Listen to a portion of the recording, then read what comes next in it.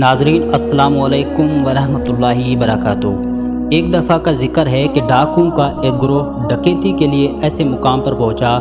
ڈاکوؤں کے سردار کا کہنا ہے کہ ایک چڑیا پھلدار درخت سے اڑ کر خشک درخت پر جا بیٹھی اور تھوڑی دیر بعد اڑ کر پھر پھلدار درخت پر آتی، پھر وہاں سے اڑ کر دوبارہ اسی خشک درخت پر آ جاتی۔ اسی طرح اس نے بہت سارے چکر لگائے۔ میں تعجب کے مارے خشک درخت پر چڑھا تو کیا دیکھتا ہوں کہ وہاں ایک اندھا سانپ منہ کھولے بیٹھا ہے۔ ایک چڑیا اس کے منہ میں کھجور رکھ جاتی۔ یہ دیکھ کر میں رو پڑا اور اللہ عز و جل کی بارگاہ میں عرض گزار ہوا کہ یا الہی، ایک طرف یہ سانپ ہے جس کو مارنے کا حکم تیرے نبی کریم صلی اللہ علیہ وآلہ وسلم نے دیا، مگر جب تو نے اسے آنکھیں لے لی تو اس کے گزارے کے لیے ایک چڑیا مقرر فرما دی۔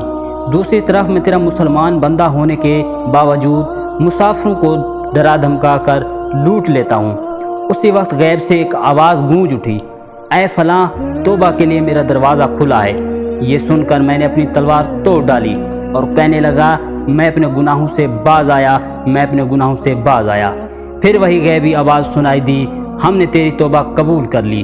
جب میں اپنے ساتھیوں کے پاس آ کر میں نے سارا ماجرا سنایا تو کہنے لگے، ہم بھی اپنے پیارے اللہ عز و جل سے صلح کرتے ہیں، چونکہ انہوں نے سچے دل سے توبہ کی اور حج کے ارادے کے لیے مکہ مکرمہ کی جانب چل پڑے۔ روزی کی تنگی پر گھبرانے والوں، شیطان کے وسوسے میں نہ ہو۔